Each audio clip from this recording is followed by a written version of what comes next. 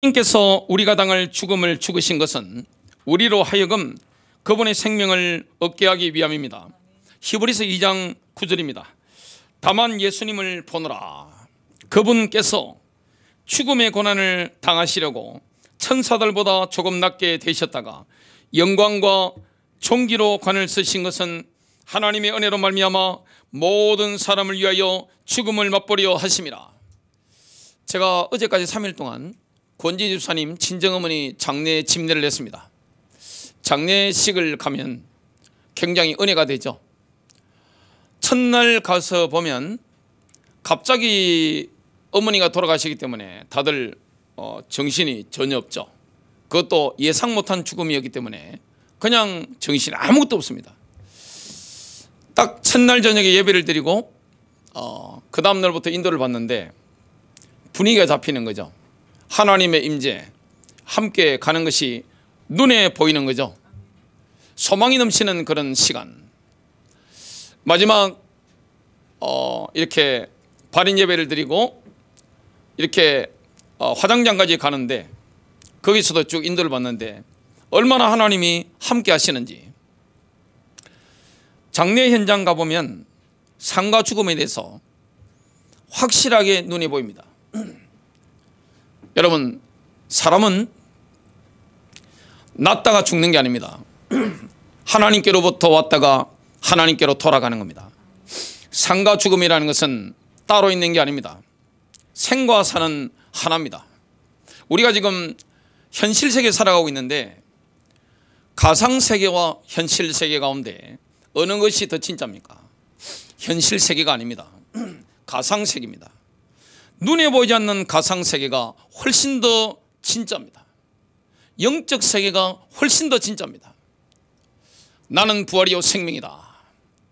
나를 믿는 자는 죽어도 살겠고 무릇 살아서 나를 믿는 자는 영원히 죽지 아니하리라.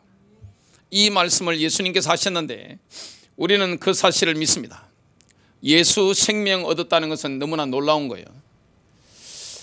저와 여러분은 하나님을 떠나서 영원히 죽을 수밖에 없었습니다. 지옥 갈 수밖에 없었습니다. 사탄의 노예로 있을 수밖에 없었습니다. 그런데 하나님의 은혜로 말미암아 그리스도를 믿는 믿음으로 말미암아 우리가 생명으로 들어왔다는 거, 그리고 하나님께서 날마다 베푸시는 그 은혜를 누리게 됐다는 거, 이게 얼마나 큰 복입니까? 첫 번째로 본다면요, 예수님께서 우리의 죽음을 죽으심으로 우리가 주님의 생명을 얻게 됐습니다. 예수님께서 우리 대신에 죽음을 맛보신 거죠. 예수님께서 우리가 죽을 죽음을 죽으심으로 우리가 주님의 생명을 갖게 됐습니다. 복음의 전체적인 의미에 있어서 속죄 역할을 설명하기 위해서 바퀴의 구조를 한번 살펴보겠습니다. 이 바퀴가 있는데 옛날에 그 바퀴 보면 원형 틀이 있죠. 그리고 바퀴 살들이 쫙 있습니다. 그걸 지탱하는 게 뭡니까? 중심에 축이 딱 있습니다. 바퀴의 바깥 원형 틀은 우리의 삶의 모든 영역을 위한 하나님의 완전하신 공급을 의미합니다. 바퀴의 바깥 원형 틀을 지지하는 바퀴 살들이 있죠. 그건 하나님께서 그러한 공급을 이루시는 방법들입니다. 하나님은 우리에게 뭘 공급합니까? 생명을 공급합니다. 하나님께서 죄로 물든 우리 인생에게 공급하는 게 뭡니까? 거룩함입니다. 주님께서 우리에게 공급하는 게 뭡니까? 바로 치료입니다.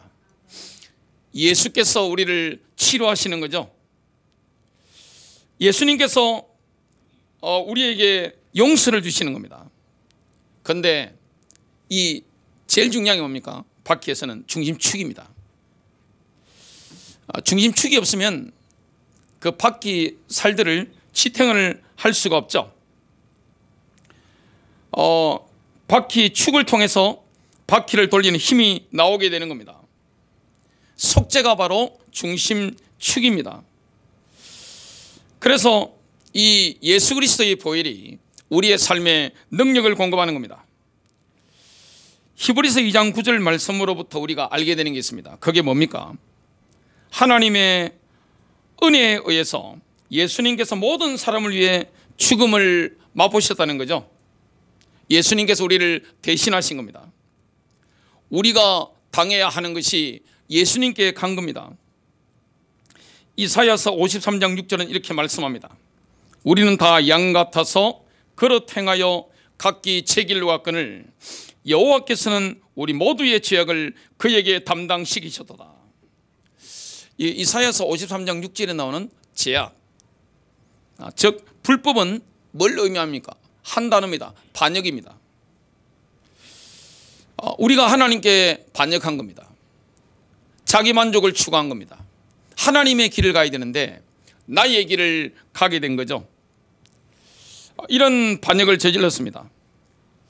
그래서 예수님이 십자가 달리셨을 때 우리의 반역으로 인한 모든 악한 결과들이 예수님에게 다 임한 거죠. 뭐가 임했습니까? 우리에게 임해야 될 그 질병이 예수님께 임한 겁니다. 우리가 거부당해야 되는데 그 거부당함의 고통이 예수님에게 임한 겁니다. 모든 고뇌가 예수님에게 임한 겁니다.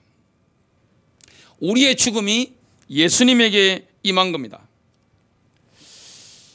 예수님께서는 우리 대신에 고통을 당하시고 죽으셨습니다. 여러분, 예수님이 고통당하는 모습을 누가 봤습니까? 이사야 선지자가 봤습니다.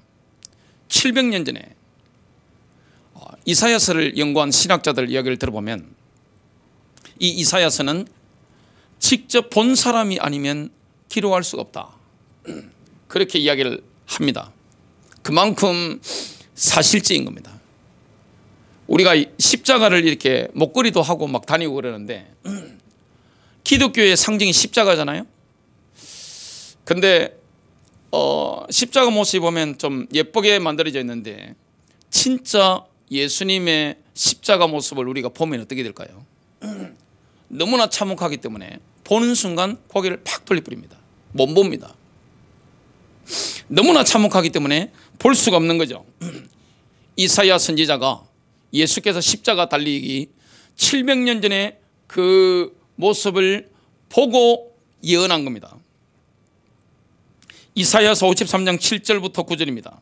그는 학대를 당하고 고난을 당하였어도 내가 학대당할 자리에 주님이 학대를 당하셨고 내가 고난당해야 될 자리에 주님이 고난당하신 겁니다.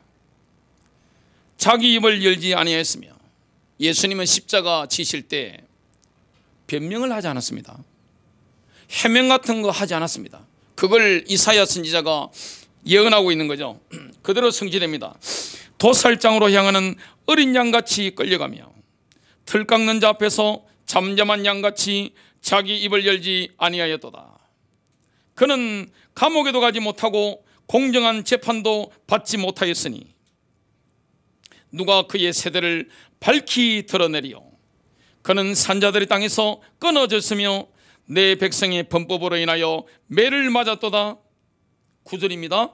또 그는 사악한 자들과 더불어 자기 무덤을 만들었으며 700년 전에 뭘 봤습니까? 예수님이 바라바가 달리실 그 중간 십자가에 달리시고 양쪽에 강도들이 달릴 걸 보고 있는 겁니다. 그걸 예언하는 거죠. 죽어서는 부자와 함께 하였으니 강도들과 함께 예수님이 십자가에 달리셨지만 무덤은 어디에 들어간 겁니까? 아리마대 요셉 부자의 무덤에 들어가게 된 겁니다. 이게 완벽하게 예언되어 있는 겁니다. 이는 그가 폭력을 행사하지 아니하였고 그의 입에 속임수가 없었기 때문이라. 예수님은 완전히 무죄하셨습니다. 그러나 그분은 범죄자의 죽음을 죽으신 거죠. 그리스도께서 어떻게 그분 자신을 우리와 동일시하셨습니까? 예수님께서 우리와 완벽하게 동일시하신 거죠. 어떻게 인류의 죄를 속죄하셨습니까? 그걸 히브리서 2장 14절부터 15절에 이렇게 말씀합니다. 그런즉 자녀들은 살과 피에 참여한 자들이므로 그분도 마찬가지로 같은 것에 일부를 취하셨으니 이것은 그분께서 죽음을 통해 죽음의 권능을 가진 자 곧 마귀를 멸하시고 또 죽음을 두려워하여 평생토록 속박에 얽매인 자들을 건져내려 하심이라. 주님이 우리를 살리시기 위해서 우리와 똑같은 살과 피를 취하신 겁니다. 그것을 통해서 죽음의 권능을 가진 자 마귀를 멸하신 겁니다. 그래서 기독 신자에게는 뭐가 없습니까? 사망이 없습니다. 죽음이 없는 거예요. 기독교인의 장례 현장 가보면 소망이 넘칩니다. 제가 예수 믿으면서 바뀐 게 있습니다. 저는 원래 걱정 근심이 많은 성격입니다. 저희 아버지 어머니께서는 염려 챔피언 대회에 나가시면 월드 챔피언이십니다. 어느 집이나 다 마찬가지죠. 굉장히 염려 많고 그랬는데 제가 예수를 믿으면서 바뀐 게 있습니다. 이전에는 자식 걱정도 많이 했습니다. 이전에는 제 건강에 대한 염려도 있었습니다. 저희 집안에는 죽음의 영이 있어가지고 어릴 때 제 동생이 죽는 거 봤습니다. 저는 어릴 때 교회 안 다닐 때, 예수 믿지 않을 때 어머니께서 제 사주팔자를 딱 넣으면 나오는 게 뭐냐, 2월 달부터 8월 달까지 물에 가면 빠져 죽는다. 무조건 해마다 나오는 거예요. 얼마나 어머니께서 긴장을 하시겠습니까? 그래서 제가 친구들은 물놀이 하는데 물가를 못 갔습니다. 얼마나 감시를 철저하게 받은지 모릅니다. 정기에 넣으면 뭐가 나오느냐, 제가 팔자가 스님 될 팔자입니다. 그냥 스님이 아니라 큰 스님 될 팔자입니다. 이게 정확하게 항상 나오는 거예요. 예수 믿으면서 바뀐 게 뭐냐면 죽음의 염려에서 빠져나왔습니다. 완전히 해방받았습니다. 사람이 죽음에 대한 걱정을 안 하니까 뭘 할 필요가 없습니까? 미래 걱정을 할 필요가 없는 거죠. 지금 제 아들이, 큰아들이 25살인데 큰아들 고등학교 2학년 때 하나님한테 제가 부탁한 게 있습니다. 하나님, 교회를 개척하고 나니까 자녀를 키울 능력이 없네요. 3명이나 어떻게 키웁니까? 청소년을. 돈이 얼마나 듭니까? 우리 자녀 3명을 주님의 손에 부탁합니다. 맡겼습니다. 그 이후에 단 한 번도, 하나님 듣고 계시지만 한 번도 자식 걱정을 해본 적이 없습니다. 교회를 개척할 때 다른 분들이 저보고 뭐라 했느냐, 이 어려운 시기에 목사 이미지, 교회 이미지가 완전히 땅에 떨어졌을 때 교회 개척하면 목사님 죽습니다 그랬습니다. 그것도 교회를 수십 년 동안 다닌 남자 장로님들이 그 말씀하시는 거예요. 근데 교회를 개척해놓고 하나님께 제가 말씀을 드렸습니다. 하나님, 선한목자교회 주인은 주님이십니다. 선한목자교회 목자장은 예수 그리스도십니다. 주님께 맡겼습니다. 사람들은 뭘 걱정합니까? 여러분, 다 걱정하는 겁니까? 뭔입니다. 하나님 무서워하는 사람 제가 본 적이 없습니다. 목회하면서 다 돈을 두려워합니다. 교회 걱정 그 다음부터 하지 않습니다. 얼마나 제가 잘한 결정인지 모릅니다. 저는 우리 자녀들을 주님의 손에 맡기고 저의 미래를 주님 손에 맡기고 선한목자교회의 미래를 주님 손에 맡겼던 그 때를 알고 있습니다. 주님께 맡긴 겁니다. 기독 신자는요, 사망의 권세에서 해방받은 겁니다. 죽음의 권세에서 해방받은 겁니다. 마귀 권세에서 해방받은 겁니다. 주님이 우리에게 주신 게 뭡니까? 사망의 고통에서 해방하시고 생명을 주신 거예요. 우리 주님이 그 일을 위해서 죄인의 몸을 입고 오신 거죠.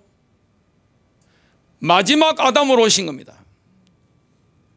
우리가 당해야 될 모든 질병, 고통, 고난 다 짊어지신 겁니다.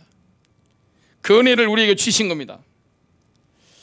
예수님은 인간들의 타락한 본성과 그들의 죄들을 그분 자신이 짊어지셨습니다. 그 사실을 베드로전서 2장 24절에 말씀하고 있죠. 친히 나무에 달려 자신의 몸으로 우리의 죄들을 지셨으니 이것은 죄들에 대하여 죽은 우리가 살아서 의에 이르게 하려 하심이라. 그분께서 채찍에 맞음으로 너희가 고침을 받았나니. 주님이 이런 위대한 일을 하신 겁니다. 두 번째입니다. 우리는 주 예수 그리스도와 일체가 됨으로써 하나님의 비밀한 장소로 들어가게 되었습니다. 그리스도께서 우리와 일체가 되신 그 사실을 넘어서 이제 우리는 믿음과 회개를 통해서 우리가 그리스도와 함께 일체가 될 수 있는 겁니다. 얼마나 놀라운 겁니까? 예수님이 우리를 살리시려고 우리와 일체가 되신 것처럼 우리가 믿음과 회개를 통해서 예수 그리스도와 일체가 되는 겁니다. 그리스도의 죽으심뿐만 아니라 뒤에 이어진 그리스도의 높아지심이 있습니다. 여기도 우리가 일체가 되는 겁니다. 에베소서 2장 4절부터 6절입니다. 긍휼이 풍성하신 하나님께서 친히 우리를 사랑할 때 보여주신 자신의 크신 사랑으로 인하여 심지어 우리가 죄들 가운데서 죽었을 때 우리를 그리스도와 함께 살리셨고 너희가 은혜로 구원을 받았느니라. 또 함께 일으키사 그리스도 예수님 안에서 우리를 하늘의 처소들에 함께 앉으셨으니. 여러분, 이 사실을 진짜 믿습니까? 이건 엄청난 거예요. 저와 여러분이 이걸 진짜 믿는다면 죽음은 걱정하지 않습니다. 여러분, 사람은요 제일 두려워하는 게 죽는 겁니다. 죽음에 대한 걱정을 넘어서 버리는데 자식 걱정을 왜 합니까? 배우자 걱정을 왜 합니까? 교회 걱정을 왜 합니까? 나의 노후 걱정을 왜 되죠? 주님께 맡겨가는 겁니다. 엄청난 은혜를 우리가 받게 된 겁니다. 먼저 예수님께서는 타락한 인류인 우리와 그분을 일체화시키셨죠. 예수님은 우리를 대신하여 우리의 죄값을 치르시고 우리가 죽을 죽음을 죽으신 겁니다. 예수님께서는 우리의 범죄를 속하셨습니다.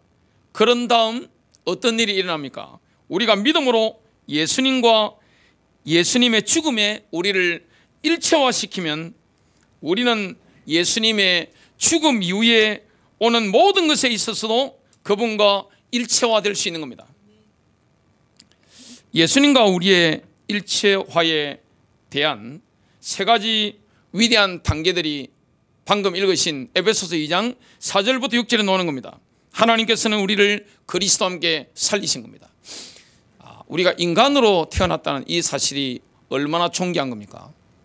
여러분, 여기에 다음 세대들은 여러분을 낳아주신 아버지 어머니한테 감사해야 됩니다. 여러분, 인간으로 태어난 자체가 얼마나 존귀한 것인지 모릅니다. 여러분, 인간이라는 존재는 알고 보면 굉장한 존재입니다. 그리고 신자가 됐다, 내가 성도가 됐다, 내가 진짜 예수 그리스도를 믿는 그리스도인이 됐다, 이건요 알고 보면 자다가도 벌떡벌떡 일어나서 감사해야 될 겁니다. 엄청난 거죠. 예수 믿는 것이라는 것은 너무나 엄청난 겁니다. 하나님께서 우리를 그리스도와 함께 일으키신 겁니다. 하나님께서 우리를 그리스도와 함께 부활시킨 겁니다. 거기에서 그치지 않죠. 하나님께서는 우리를 하늘의 처소들에 그분과 함께 앉으신 겁니다. 하나님께서 우리를 그리스도와 함께 자신의 보좌에 앉으신 겁니다. 하나님께서 그리스도 안에 있는 우리를 왕좌에 앉으신 겁니다. 진짜 믿는 사람은 얼마나 높여진 존재입니까? 인간이란 존재는 하나님 왜 인간을 만드셨죠? 루시퍼가 타락했잖아요. 인간 창조 이전에 루시퍼가 타락한 겁니다. 그래서 루시퍼의 그 자리를 대신할 존재로 하나님이 인간을 만드신 겁니다. 인간이라는 자체가 어마어마한 존재입니다. 그리고 진짜 성도라는 가치는 어마어마한 존재입니다. 얼마 전에 우리 둘째 아들이 군대 훈련을 받는데 마치고 나서 갔습니다. 다들 이렇게 막 씩씩하게 막 그러고 하는데 제 눈이 누구에게 꽂혀 있겠습니까? 다른 사람 별로 관심 없어요. 둘째 아들에게만 이렇게 옷을 똑같이 입고 뭐 모자를 똑같이 써놓으니까 누가 누군지 잘 모르겠어요. 그래서 확인한 게 뭐냐? 번호입니다. 몇 번인지 한번 보면서 보니까 저기 보니까 뭐 이병신세운 하면서 막 열심히 하고 있더라고요. 둘째 아들이에요. 열심히 본 겁니다. 제가. 하나님이 누구를 주시합니까? 하나님의 눈길이 누구를 주시합니까? 우리 주님이 저와 여러분을 주시하는 거예요. 여러분이 기쁠 때나 슬플 때나 혼자 눈물을 삼키고 있을 때, 내가 낙심 가운데 있을 때, 절망 가운데 있을 때, 내가 혼자 울고 있을 때 주님은 우리를 감찰하시는 거죠.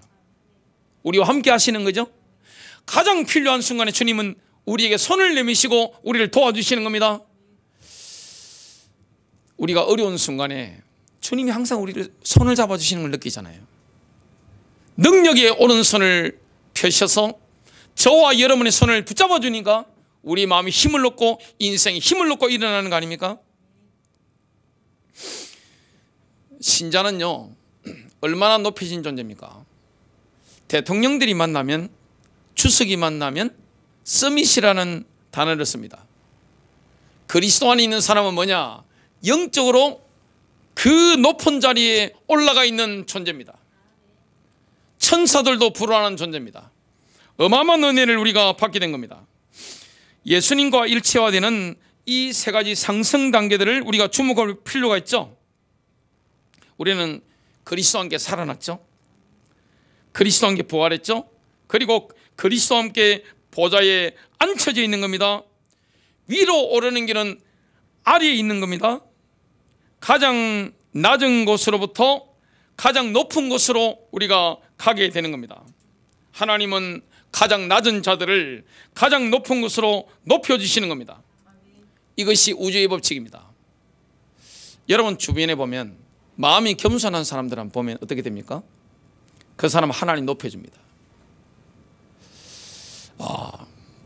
이거는 우주의 법칙입니다. 예수를 믿든 안 믿든 마음이 겸손하면 그 사람은 하나님이 무조건 높입니다. 존귀한 위치로 확 올립니다. 근데 마음이 교만하면 어떻게 됩니까? 얼굴에 자만심이 있는 사람들을 보거든, 저 사람 망할 때가 됐구나. 그래 기다리시면 됩니다. 망할 때 된 거예요. 자만심이 가득 찬 사람은 조금 있으면 반드시 망합니다. 마음이 겸손한 사람은 어떻게 됩니까? 하나님이 존귀한 자리로 높이 들어 쓰십니다. 우주의 법칙이죠. 그래서 마태복음 23장 12절은 이렇게 말씀하죠. 누구든지 자신을 높이는 사람은 낮아질 것이요, 누구든지 자신을 낮추는 사람은 높아질 것이다. 우리는 십자가로 말미암아 지극히 높으신 하나님의 비밀한 장소로 들어가게 됐습니다. 하나님의 비밀한 장소로 들어가는 문이 무엇입니까? 바로 예수 그리스도의 십자가입니다. 우리는 십자가를 처음 대할 때 움츠러드는 경향이 있습니다. 그럴 필요가 없습니다. 예수님의 십자가는 그 어떤 짐승도 발견할 수 없습니다. 그 어떤 새도 볼 수 없습니다. 다른 모든 피조물도 알지 못합니다. 비밀한 장소에 있는 이르는 문입니다. 하나님이 그렇게 만드신 겁니다. 그 문은 영적인 영역이 있는 겁니다. 저와 여러분이 어떤 장소에 들어갔는지 골로새서 3장 1절부터 4절은 이렇게 말씀하고 있습니다.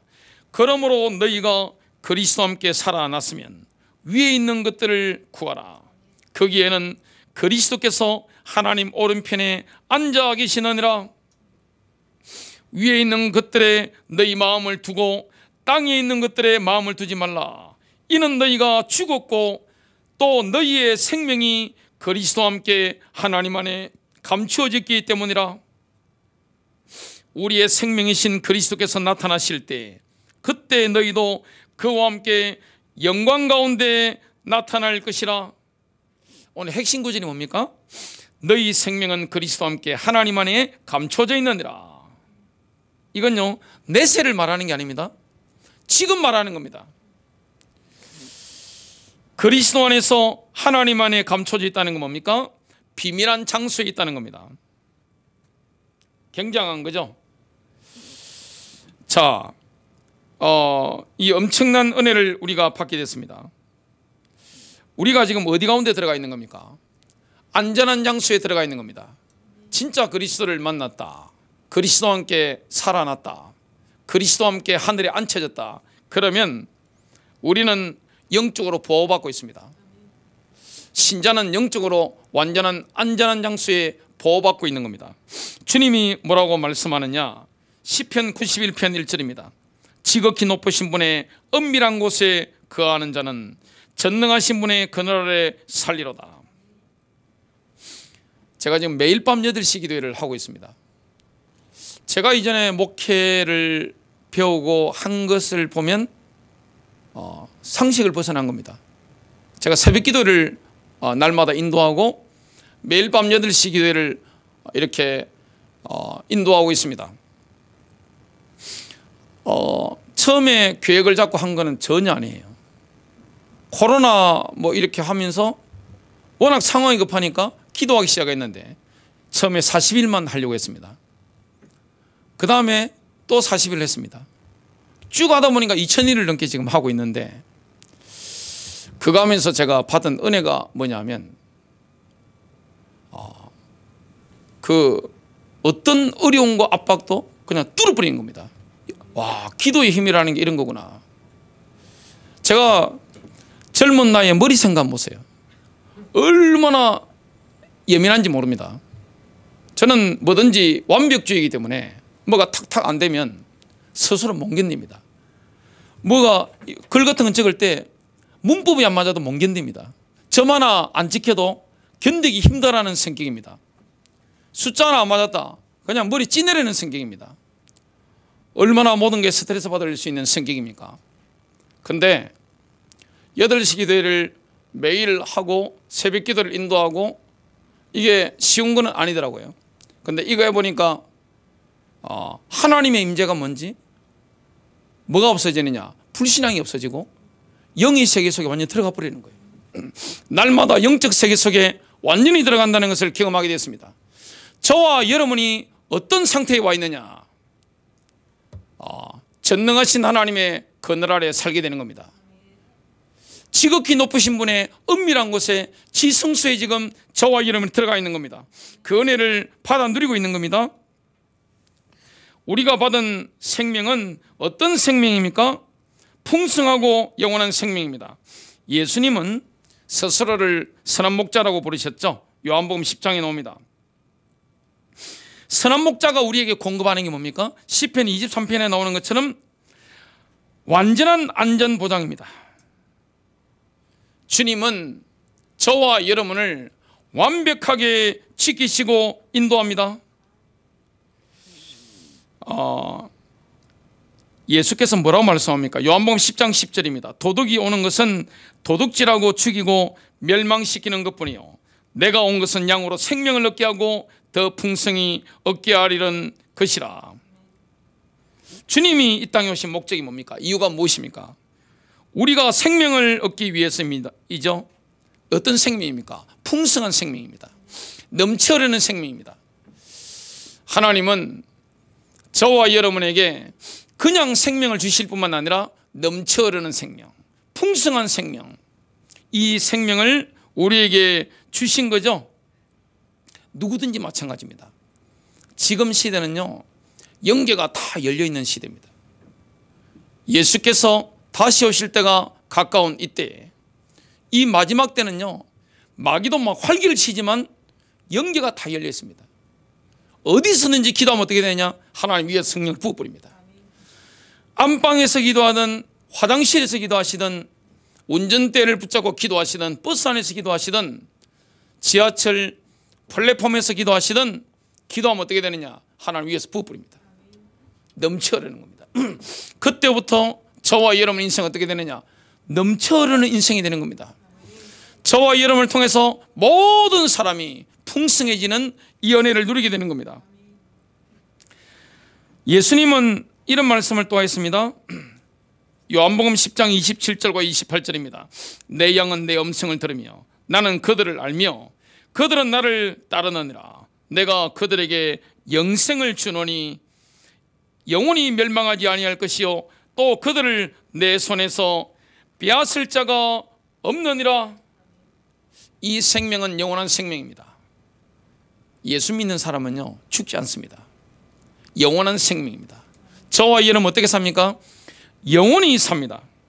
마지막 세 번째입니다. 하나님은 예수 그리스도를 믿는 믿음을 통해 하나님께서 예비하신 모든 복을 누리도록 은혜를 베풀어 주신 겁니다. 이사야서 53장 6절입니다. 우리는 다 양 같아서 길을 잃고 각각 자기 길로 갔거늘. 그러면서 이 말씀하죠. 주께서는 우리 모두의 불법을 그에게 담당시키셨도다. 주님이 모든 건 다 짊어지신 거죠. 여러분, 십자가에서 뭐가 일어났습니까? 완전한 교환이 일어난 겁니다. 예수님께서 징벌을 당하심으로 우리가 용서를 받았습니다. 예수님께서 상처를 받으심으로 우리가 치유를 받았습니다. 여러분, 진짜 믿고 할 때 치유되는 역사가 일어납니다. 예수님께서 우리의 죄를 담당하심으로 우리는 그분의 의를 갖게 되었습니다. 어느 정도입니까? 마치 단 한 번도 죄를 지은 적이 없는 것처럼 저와 여러분이 어렵게 되는 겁니다. 여러분, 예수 믿는 사람은 뭘 가지고 있습니까? 보혈의 능력을 믿습니다. 그 때문에, 과거 때문에 눌리지 않습니다. 사람은 누구를 가장 무서워합니까? 내 과거를 아는 사람은 가장 무서워합니다. 그런데 마귀가 우리를 정죄하지 못하는 그 상태로 들어가는 겁니다. 나의 과거를 아는 사람이 나를 만났다 할지라도 우리를 정죄할 수 없는 겁니다. 왜냐? 그 피가 우리를 깨끗하게 만들었기 때문에 그렇습니다. 예수님께서 죽으심으로 우리는 그분의 생명을 갖게 됐습니다. 이 생명은 풍성한 생명입니다. 넘쳐 흐르는 생명입니다. 죽음 이후에까지 지속되는 그 생명을 우리가 받게 된 겁니다. 예수님께서 저주가 되심으로 우리는 복을 받게 됐습니다. 우리가 당해야 될 저주를 주님이 십자가에서 다 짊어지신 겁니다.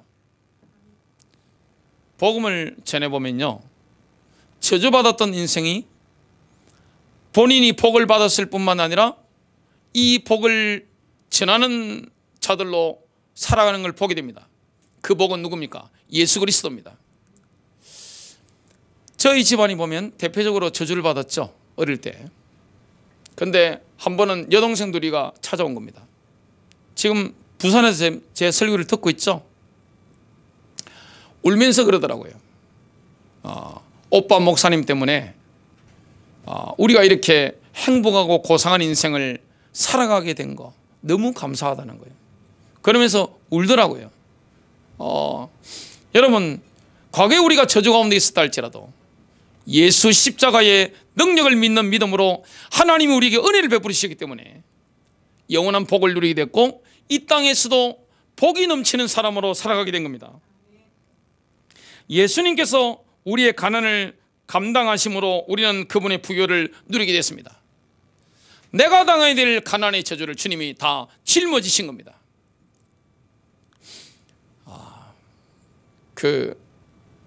제 인생도 마찬가지고 교회도 마찬가지입니다. 항상 하나님이 물질이 필요할 때마다 풍성하게 주시는 걸 경험합니다. 우리 주님은 그런 분입니다. 우리 주님은 인색하신 분이 아닙니다. 하나님은 항상 저와 여러분 인생에 풍성하게 주시는 겁니다. 가난의 저주가 십자가로 말미암아 끝이 나기 때문에 그런 거예요. 예수님께서 우리의 수치를 당하심으로 우리는 그분의 영광을 누리게 됐습니다. 우리의 수치를 주님이 짊어지신 거죠. 십자가에서 수치를 직접 당하신 거죠. 우리를 영광스럽게 만든 겁니다.